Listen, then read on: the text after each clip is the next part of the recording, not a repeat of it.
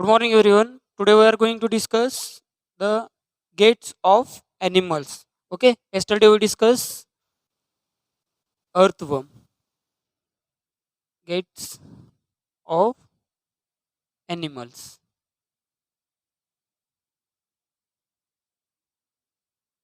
Yesterday we discussed in detail earthworm, earthworm, because earthworm already we discussed in vermiculture also. Okay, chapter name is garbage in, garbage out. In that we discuss which earthworm is mostly preferred for the vermi composting. Okay, and yesterday we discussed some introductory part of earthworm. Okay, and today we are going to discuss second one is that snail.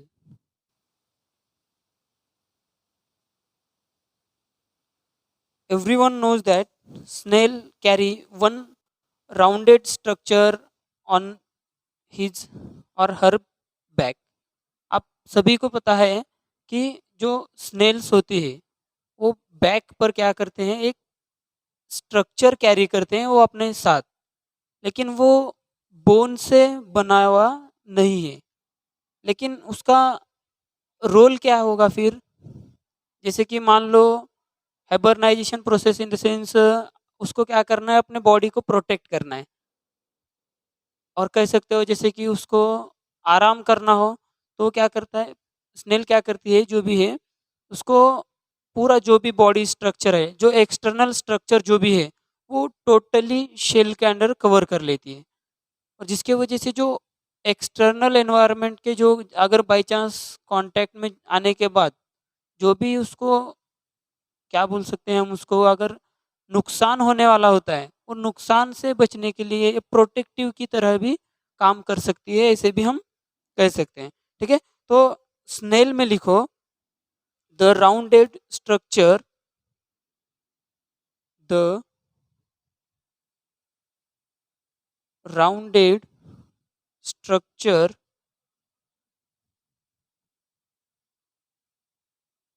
is carry on its back, on its back. This structure is known as, this structure is known as shell. क्या कहा जाता है उस structure को? Shell कहा जाता है। ठीक है, it is outer skeleton, it is outer skeleton, ये क्या है? Outer skeleton of the snail, snail, but it is not produced by bone, और इट इज अ, और it is not a bone भी लिख सकते हो, बोन। इसको बोन में हम कंसिडर नहीं कर सकते। ठीक है, या it is not made from bone भी लिख सकते हो। जो एक्सटर्नल कवरिंग होती है वो जो कि उनके पीठ पे जो एक स्ट्रक्चर प्रेजेंट होता है उस स्ट्रक्चर को शेल कहा जाता है, और वो आउटर मोस्ट स्केलेटन का पार्ट कंसिडर किया जाता है। ठीक है, जो कि बोन से बना बना हुआ नहीं है, इतना याद रखिए। ये सिर्फ आउटर मोस्ट कवरिंग है। और एक पॉइंट मेंशन करो, shell does not, does not help in, और helps in movement from place to place, from place to place.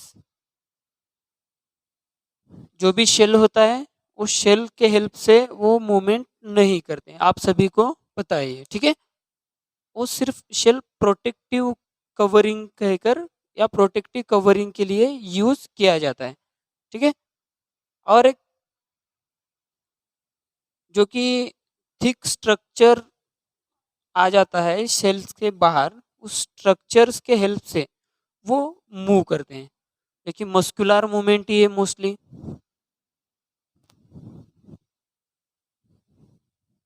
A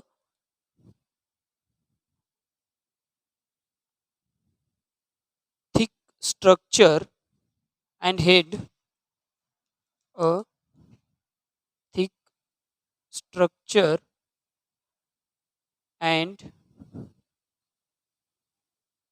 head, structure and head of the snail, head of the snail may comes out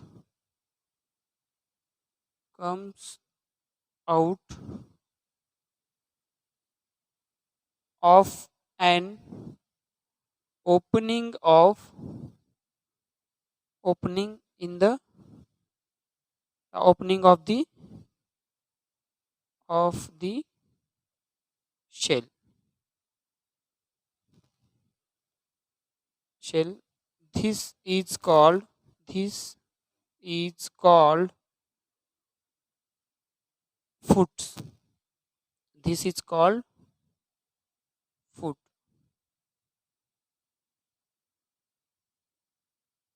next point लिखो, foot foot is made with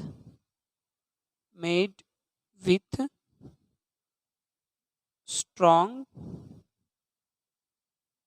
muscles.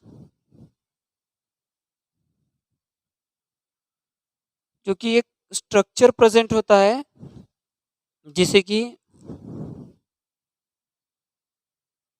Foot कहा जाता है।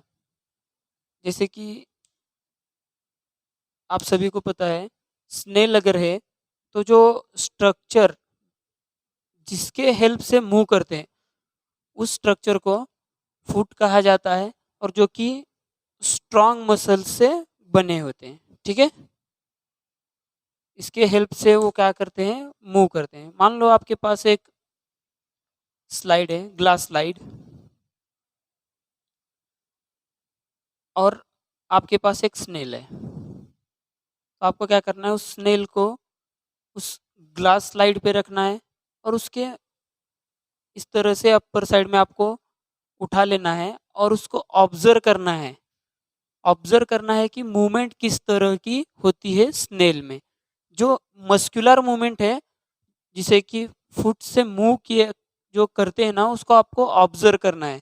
और कुछ एक आपको layer भी दिखाई देगा, ठीक है।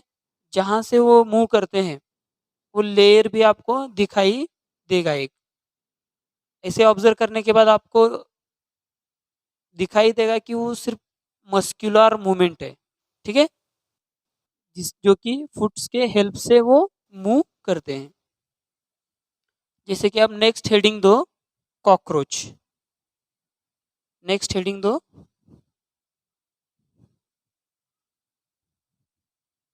थर्ड वन है अपना कॉकरोचेस। कॉकरोच तो आप सभी को पता ही है और आप सभी ने देखा ही होगा। इसके बाद हेडिंग दो,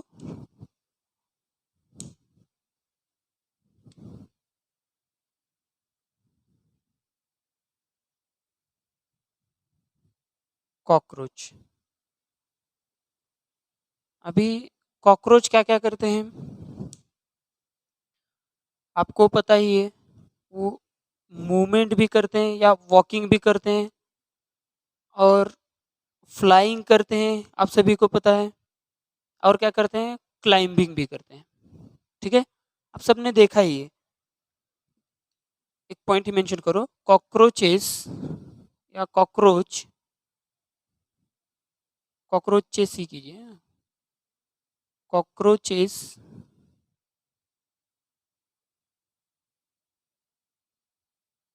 में walk, fly and climb as well, climb as well. ठीक है, वो क्या करते हैं, वॉकिंग भी कर सकते हैं,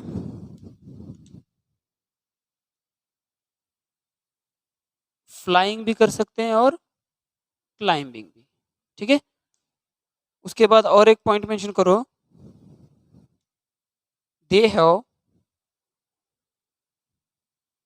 they have three pairs of, three pairs of legs,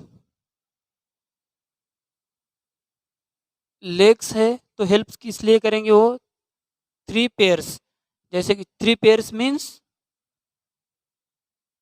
one pair means pair में कितने होंगे, दो, तो थ्री पेयर्स। ठीक है, तो कितने हो गए पेयर, छः। ठीक है, और एक एंटीना भी प्रेजेंट होता है, वो एंटीना के हेल्प से वो क्या करते हैं, मूवमेंट या डायरेक्शन को डिसाइड कर दें। ठीक है, वो डायरेक्शन के लिए हेल्प करता है। अभी they have three pairs of legs and helps in, helps किस लिए करते हैं, helps in walking. Okay, legs है तो वॉकिंग के लिए हेल्प करते हैं, और उनकी जो बॉडी है हार्ड कवरिंग से, जो उनका सॉरी, जो बॉडी है एक हार्ड कवरिंग से कवर है। ठीक है, जिसे कि आउटर स्केलेटन कहा जाता है। और एक पॉइंट मेंशन करो, the body of, the body is covered with a, covered with a hard outer skeleton, skeleton, hard outer skeleton, and and made with, made with number of plate joints, or plate, number of plates joined together, joined together, and that permit, and that permit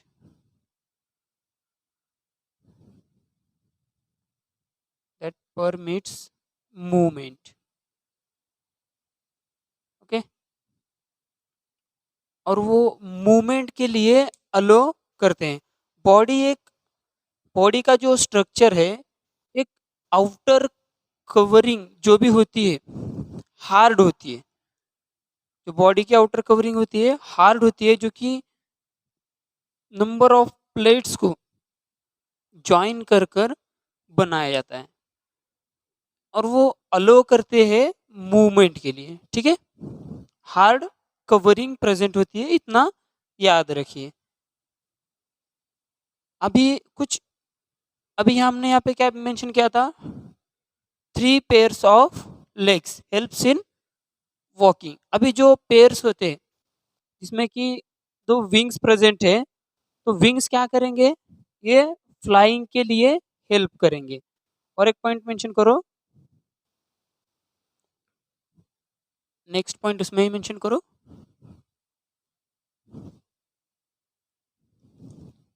there are there are two pairs of wings pairs of wings which helps in which helps helps to cockroach और helps in direct flying ही लिखो helps in flying. ठीक है,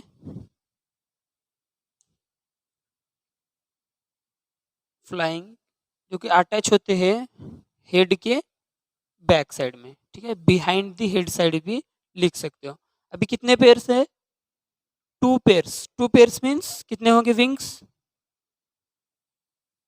4 wings होंगे अगर separately अगर consider करोगे. ठीक है, 2 पेयर्स मीन्स 4 विंग्स होंगे. अभी कुछ लेग्स है, तो लेग्स क्या हेल्प किस लिए करेंगे? वो मूवमेंट के लिए हेल्प करेंगे. अभी विंग्स है तो फ्लाइंग के लिए. ठीक है, और एक पॉइंट मेंशन करो. उसके बाद और एक पॉइंट मेंशन करो कि उसमें cockroaches have cockroaches have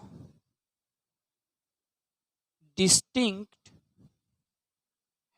distinct muscles. First mention करो उसमें those muscles nearer to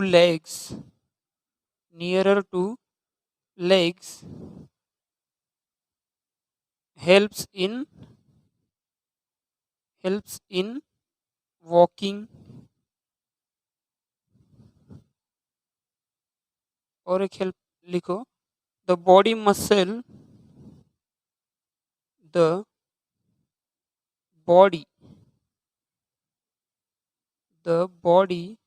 muscles moves the wings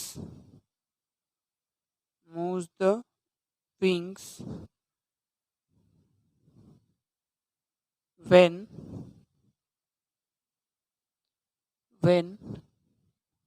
cockroaches flies या कॉकरोच फ्लाइज.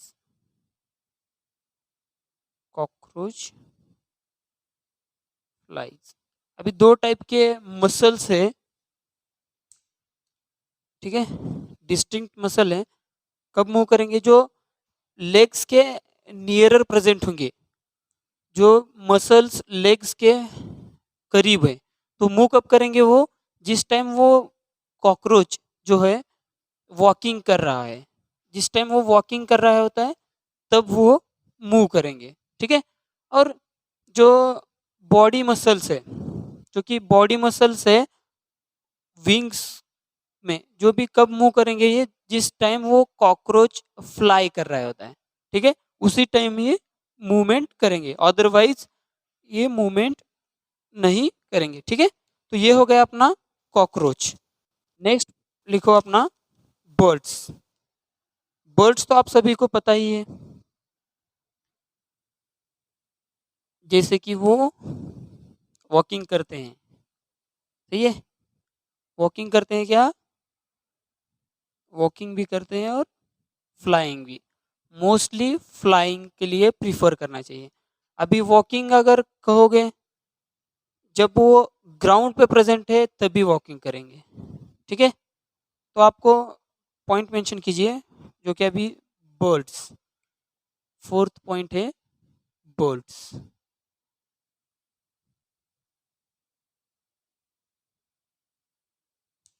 बर्ड्स में लिखो birds fly in birds fly in air and walk in or on the ground.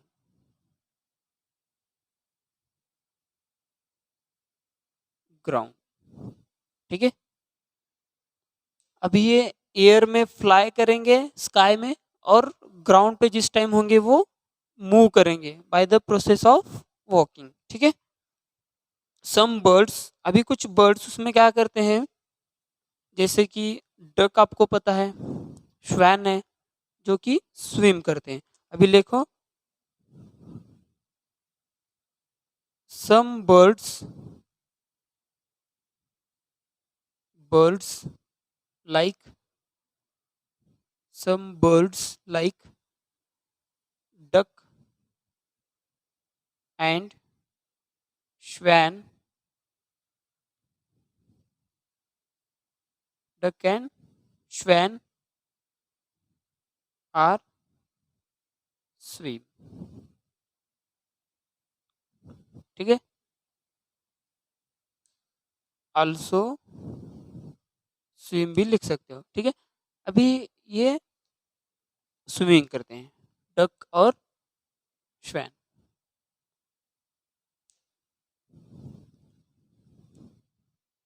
Okay.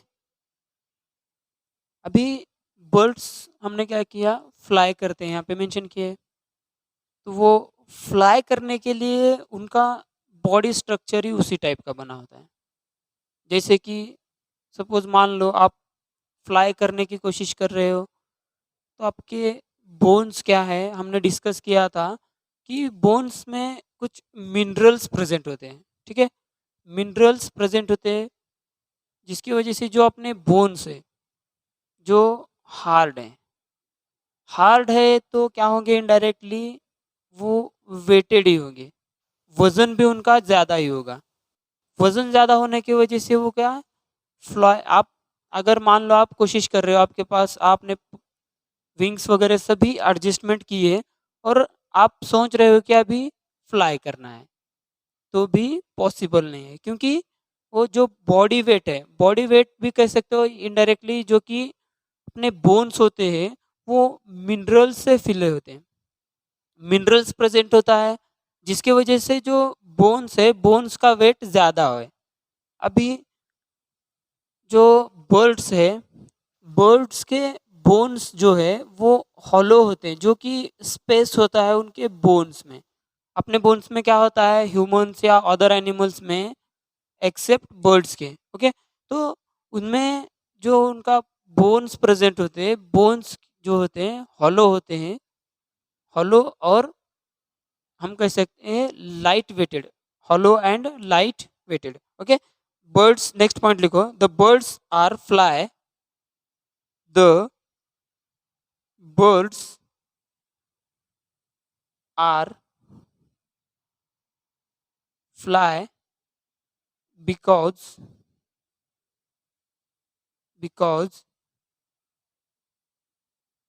the bones of because the bones of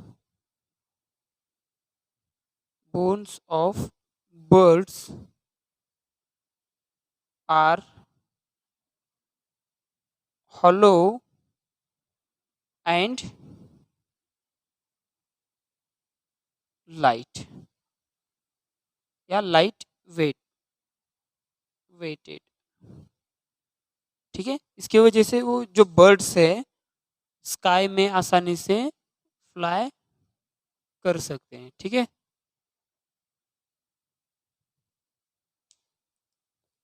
कुछ अलग तरह की variety होगी, species भी कह सकते हो।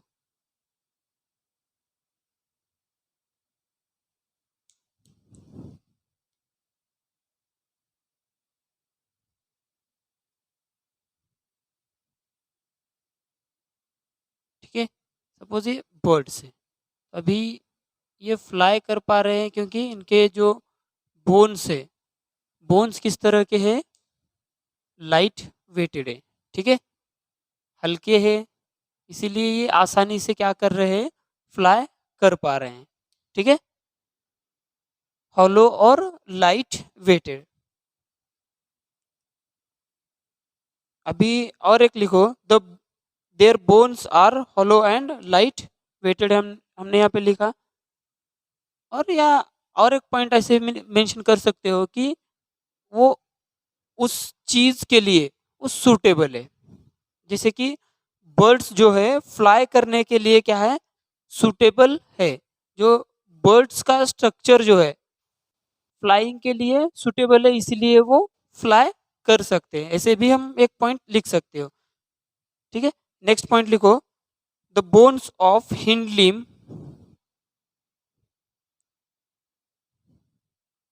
The bones of the bones of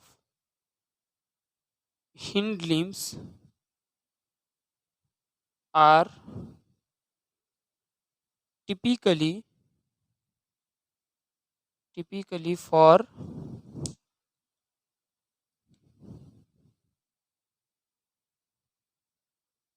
walking, typically for walking and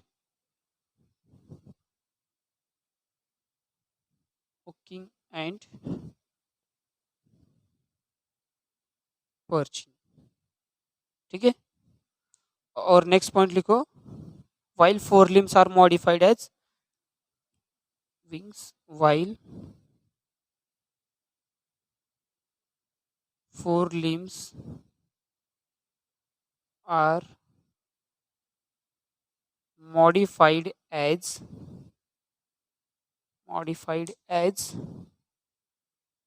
wings।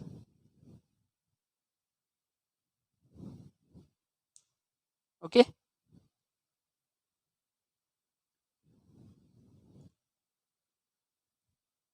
जो फोरलिम्स हैं विंग्स में मॉडिफाइड किए गए हैं, और जो हिंडलिम्स है टिपिकली वॉकिंग और पर्सिंग के लिए हेल्प करते हैं।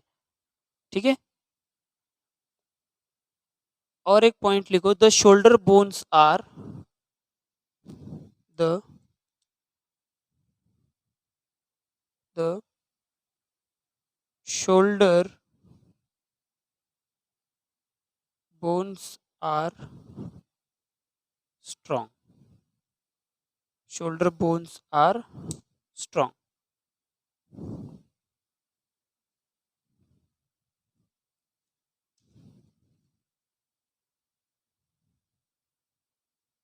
अभी और एक पॉइंट लिखो, last point, the breast bones are modified to hold the muscles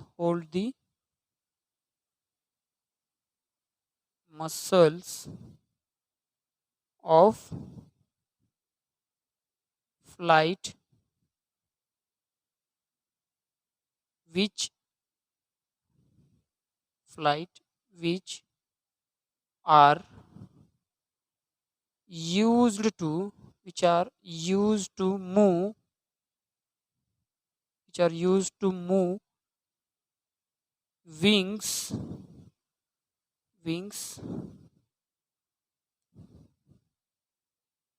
up wings up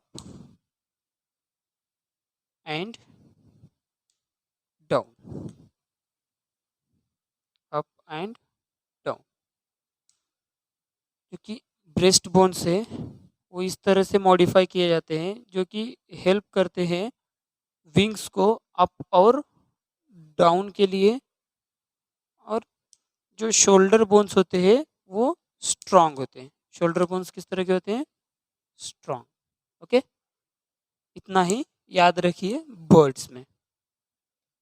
okay, जैसे कि हिंड लिम्स वॉकिंग और पर्सिंग के लिए हेल्प करते हैं, और फोर लिम्स जो कि मॉडिफाइड हो चुके हैं विंग्स में शोल्डर बोन से स्ट्रांग बोन्स है।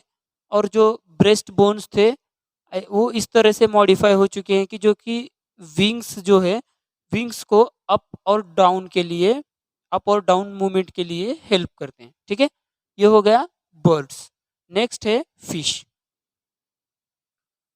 आप आपको पता ही है फिश किस तरह से होते हैं। फिश भी आपने ऑब्जर्व किया ही होगा या आपने देखा ही होगा, फिशेस।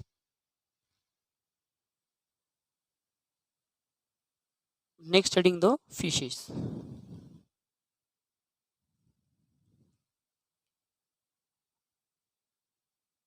शायद फिफ्थ नंबर ही होगा, फिफ्थ और सिक्स जो भी है वो नंबर दो, फिश या फिशेस। अभी इनकी बॉडी किस तरह से होती है आपने ऑब्जर्व किया ही होगा। जो शिप्स होते हैं, शिप जो है वो अगर आप केयरफुली अगर ऑब्जर्व करोगे तो फिश तरह ही है। जैसे कि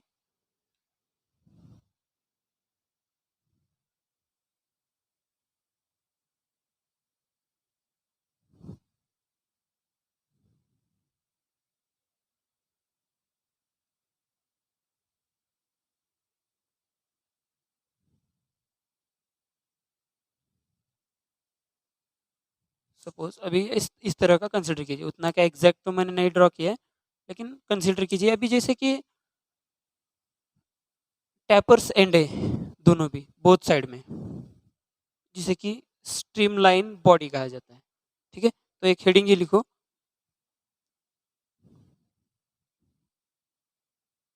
या नेक्स्ट पॉइंट में मेंशन करो, the head and tail, the head and the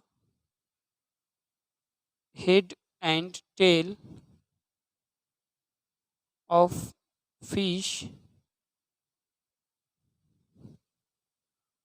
are smaller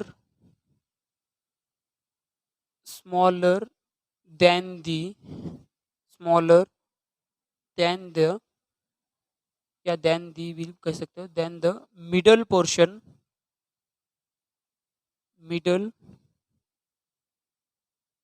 of the body, portion of the body. This type of body called as, these types of, these types of body called as streamline, streamline body, streamlined body। ठीक है, किस तरह की body है, streamline body कहा जाता है। मान लो अगर जो हेड है फिश का, फिश का हेड अगर लेफ्ट साइड में है तो उसकी टेल जो है अपोजिट डायरेक्शन में होगी। ओके, फिश फिश का जो, सपोज यहाँ पे एक ये दी गई है इमेज, यहाँ पे केयरफुली ऑब्जर्व कीजिए। जैसे कि अगर आप देखोगे तो फिश का जो हेड है लेफ्ट साइड में है, तो टेल किस तरह किस साइड में है, राइट साइड में। ओके, तो इस तरह से वो स्ट्रीमलाइन पोजीशन में मूव करते हैं। The skeleton of fish covered with, next point लिखो, the the skeleton of skeleton of fish covered with covered with strong muscles, strong muscles। जो स्केलेटन होता है फिश का वो कवर्ड होता है स्ट्रॉन्ग मसल्स से। ठीक है, और इसमें और एक दो पॉइंट्स कुछ लिखने जरूरी है, जो कि अभी फिन्स प्रेजेंट होते हैं, जो फिश में फिन्स प्रेजेंट होते हैं वो डायरेक्शन के लिए हेल्प करते हैं, जो कि और एक पॉइंट मेंशन करो,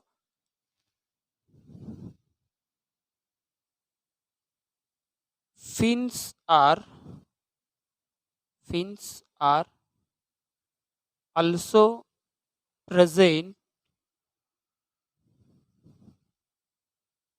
which helps to helps to provide helps to provide directions, helps to provide direction and body balance. Body balance at the time of body balance at the time of swimming. At the time of swimming. ठीक है, वो body को balance करने के लिए और direction के लिए हेल्प करते हैं। जो फिन्स प्रेजेंट होते हैं बॉडी मूवमेंट के लिए या सॉरी बैलेंस के लिए और डायरेक्शंस के लिए फिन्स हेल्प करते हैं। ओके, ये हो गया फिश। अभी अपना लास्ट पॉइंट है, how do snake moves. How do, next heading दो, या सिर्फ समझ के लो, उतना कुछ ये नहीं है कि हमने फर्स्ट टेबल फिलअप करते समय डिस्कस किया है, जैसे कि स्लीथरिंग मूवमेंट है। ठीक है, जैसे कि हमने डिस्कस किया था कि मूवमेंट जो है स्नेक की, हेडिंग दो, हाउ डू स्नेक मूव्स। अभी बॉडी जो है, अगर सपोज स्नेक्स की जो बॉडी है अगर लॉन्ग है, बहुत अगर बड़ी है, या आपने कभी ऑब्जर्व ही किया होगा कि स्नेक किस तरह से मूव करते हैं, वो मूवमेंट करते समय क्या करते हैं, लूप्स भी बना लेते हैं। ठीक है, जितना स्नेक बड़ा है उतने लूप्स वो ज्यादा बनाएंगे। ठीक है, अभी लूप्स क्या होता है, लूप्स की वजह से जो बॉडी को आगे पुश करने में हेल्प होता है। ठीक है, वो लूप्स इसलिए बनाए जाते हैं जिसके जिसकी वजह से क्या होता है, सपोज यहाँ पे लूप्स बनाए गए, आपके पास डायग्राम भी दी गई है शायद। अभी जो यहाँ पे लूप्स है, ये लूप्स की वजह से क्या होता है, जो बॉडी को फॉरवर्ड मूवमेंट या फॉरवर्ड पुश करने के लिए हेल्प होता है। ठीक है, ये लूप्स की वजह से जितना लूप्स जितने ज़्यादा होंगे उतना वो जो स्नेक है वो फास्ट मूव करेगा। ठीक है, अब एक एक पॉइंट मेंशन करो। Snakes have long backbone. Snakes have snakes have long backbone। ठीक है, एक पॉइंट हो गया, और एक पॉइंट लिखो, they have many thin muscles. They have many thin muscles. बहुत सारे थिन मसल्स है।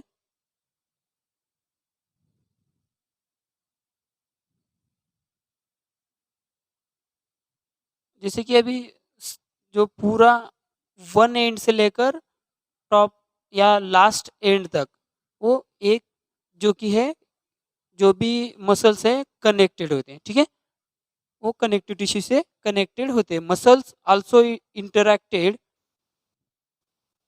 मसल्स, जो मसल्स है, muscles also interacted to ribs, backbone, ribs, backbone and skin. Backbone and skin.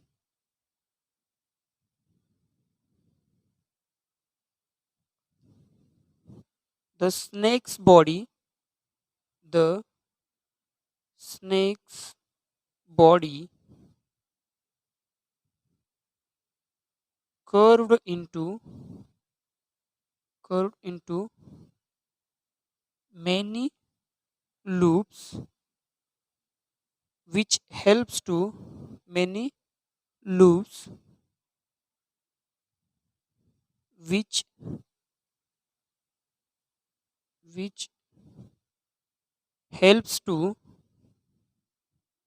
helps to move forward move forward by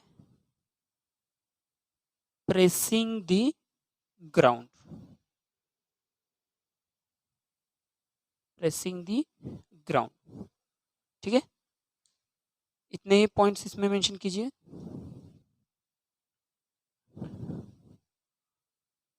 जैसे कि एक long backbone होता है, आप सभी को पता ही है।